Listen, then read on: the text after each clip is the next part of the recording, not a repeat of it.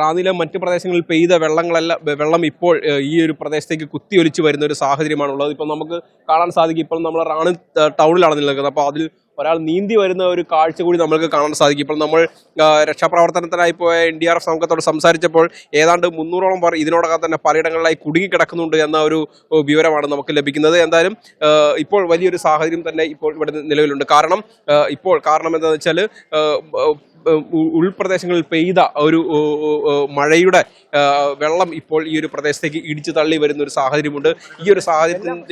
ഈ ഒരു പ്രശ്നം കൊണ്ടാണ് ഇത്തരത്തിലുള്ള ഇതുണ്ടായത്. ഇപ്പോൾ നമുക്ക് റാന്നി MLA കൂടിയായ പഴകുളം മധു ഇവിടെ ഉണ്ട്. ചേട്ടാ, ഇപ്പോഴെന്താണ് ഇവിടുത്തെ ഒരു സാഹചര്യം? എങ്ങനെയാണ് ഇപ്പോഴും ഭീതി ഒഴിയാത്തൊരു സാഹചര്യമാണ്. റാന്നിയിലെ ഇട്ടിയപ്പാറ ടൗൺ കംപ്ലീറ്റ് വെള്ളത്തിലായിരിക്കുകയാണ്. അവിടുത്തെ കടകളിൽ മുഴുവൻ വെള്ളം കയറി, താഴത്തെ നിലയിൽ മൊത്തം വെള്ളം കയറി. സാധനങ്ങളൊക്കെ നീക്കം ചെയ്യാൻ വേണ്ടിയുള്ള പരമാവധി പരിശ്രമങ്ങൾ നടത്തി. ഒട്ടൊക്കെ വിജയിച്ചു എന്ന് പറയാം. പക്ഷെ ഇപ്പോഴും വെള്ളം ഒഴുക്കുണ്ട്, നല്ലപോലുണ്ട്. റാന്നി ടൗണിൽ വെള്ളം കയറിക്കൊണ്ടിരിക്കുകയാണ്.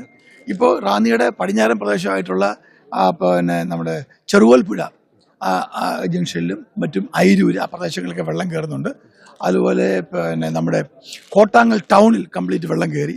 അത്തിക്കയത്ത് വെള്ളം, വടശ്ശേരിക്കരയിൽ വെള്ളം, എല്ലാ പ്രദേശങ്ങളിലും താഴ്ന്ന പ്രദേശങ്ങളിലെല്ലാം വെള്ളമുണ്ട്. 2018 ഇതേപോലെ ഭീതികരമായ ഒരു സാഹചര്യമായിരുന്നു ഇവിടെ ഉണ്ടായിരുന്നത്. അതുകൊണ്ടാണ് ജനങ്ങൾക്ക് വലിയ ഭീതി. ഇപ്പം തന്നെ നമ്മൾ കുറേയേറെ ആൾക്കാരെ ഒഴിപ്പിച്ചു. ആദ്യം നമുക്ക് അതിനുള്ള സൗകര്യം ഉണ്ടായിരുന്നില്ല. കാരണം നമുക്ക് അപ്രതീക്ഷിതമായിട്ടുള്ള ഒരു പ്രശ്നമാണ് ഇത് ഉണ്ടായത്. അതുകൊണ്ട് കൊല്ലം, ആലപ്പുഴ ജില്ലകളിലെ കളക്ടർമാരുമായി ബന്ധപ്പെട്ട് അവിടെ ബോട്ടുകളും മറ്റ് സഹായങ്ങൾ എത്തിക്കാൻ ശ്രമിച്ചിട്ടുണ്ട്. അതൊട്ടൊക്കെ വിജയിച്ചു വരുന്നു. അതുപോലെ കോന്നിൽ നിന്നുള്ള നമ്മൾ കുട്ടവഞ്ചിക്കാർ അവർ സേവനമുണ്ട്, സ്കൂബ ടീമുണ്ട്, RPF ഉണ്ട്, അവരെല്ലാം ഉണ്ട്. All are alert. എല്ലാവരെയും പരമാവധി രക്ഷിക്കാൻ ശ്രമിച്ചുകൊണ്ടിരിക്കുകയാണ്. ഇപ്പോഴും ഭീതി വന്നിട്ടില്ല. പെട്ടെന്നുണ്ടായ ഒരു പ്രളയം എന്ന് പറയാൻ പറ്റില്ല. അങ്ങനെ പറയാൻ കഴിയത്തില്ല. ഈ ഒരു റാന്നി എന്ന് പറയുന്നത് എപ്പോഴും ഒരു ഡേഞ്ചർ സോണിൽ നിൽക്കുന്ന സ്ഥലമാണ്. 2018 2019 ഒക്കെ ഉണ്ടായിട്ടുള്ള പ്രളയത്തിൽ റാന്നിയിൽ വലിയ നാശനഷ്ടം ഉണ്ടായിട്ടുണ്ട്. റാന്നിയുടെ ഈ ഭൂമിശാസ്ത്രവും ഇവിടുത്തെ ഈ പ്രളയ സാധ്യതയും പഠിച്ച് ശാസ്ത്രീയമായി റാന്നിക്ക് ഒരു പരിഹാരം നിർദ്ദേശിച്ചില്ലെങ്കിൽ ഇവിടുത്തെ ജനങ്ങൾക്ക് ജീവിക്കാൻ കഴിയുന്ന സാഹചര്യം ഉണ്ടാവും. ഇപ്പം തന്നെ ഇവിടെ ആരും ജീവിക്കുന്നില്ല. പല ആൾക്കാരും റാന്നി വിട്ട് പുറത്തേക്ക് പോവുകയാണ്. ഈ പ്രളയത്തിന് എന്താണ് കാരണം? അടിസ്ഥാനപരമായ പല കാരണങ്ങളുണ്ട്. 2018 ഡാം കൂടി തുറന്നു വിട്ടു. ആ ഡാം കൂടി ഇപ്പം തുറന്നു വിട്ടിരുന്നെങ്കിൽ 2018 3 ഇരട്ടി ദുരന്തം ഇവിടെ ഉണ്ടാകുമായിരുന്നു. അപ്പം ആ സാഹചര്യം ഉണ്ടായിട്ടില്ല. എന്നാൽ ശാസ്ത്രീയമായ പഠനം നടത്തണം. ഒന്നാമത്തെ കാര്യം, പമ്പയാർ ഉൾപ്പെടെയുള്ള നദികളിലെ മണൽ അടിയന്തരമായി നീക്കം ചെയ്യണം. അത് ഗവൺമെൻറ് പരിസ്ഥിതി പഠനത്തിന് വിട്ടിരിക്കുകയാണ്. ആ പഠനത്തിൻ്റെ റിപ്പോർട്ട് വേഗത്തിലെത്തിച്ച് പമ്പയാറിലെ മണൽ നീക്കം ചെയ്യണം. ഈ റാന്നി നിയോജകമണ്ഡലത്തിൽ കിഴക്കൻ മേഖലയിലുള്ള ഡാമുകൾ മൊത്തം ചെളിയും മണൽ നിറഞ്ഞിരിക്കുകയാണ്.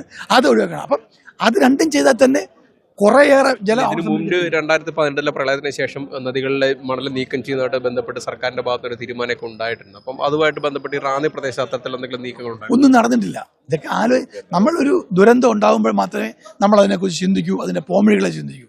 ദുരന്തം വന്നു കഴിഞ്ഞാൽ ഒരു ദിവസം കഴിയുമ്പോഴത്തേക്ക് എല്ലാവരും മറക്കും. അത് ഗവൺമെന്റിനെ മാത്രമൊന്നുമല്ല, മനുഷ്യർ പോലും മറന്നു പോകും.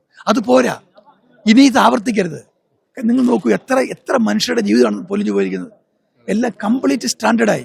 അപ്പം ഇതിനൊരു പരിഹാരം കാണണം. അതിന് ഗവൺമെൻറ് റാന്നിയുടെ പ്രളയം ഇത് ഭീതി ഒഴിവാക്കാൻ വേണ്ടി ഒരു പ്രത്യേക പാക്കേജ് തന്നെ റാന്നിക്ക് അനുവദിക്കണം.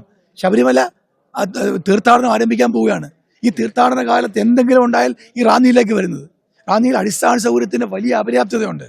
അതെല്ലാം പരിഹരിച്ച് ഇനി വരും കാലത്തുണ്ടാകാൻ പോകുന്ന ദുരന്തങ്ങളെ ഒഴിവാക്കാൻ വേണ്ടി ഇതാണ് ടൈം. ഈ ടൈമിൽ ഉണർന്ന് പ്രവർത്തിക്കും. നിലവിൽ ഇപ്പോഴത്തെ ഈ ഒരു പ്രളയ സാഹചര്യത്തെ മറികടക്കാൻ എന്താണ് സർക്കാരിന്റെ ഭാഗത്തുനിന്നുണ്ടായ?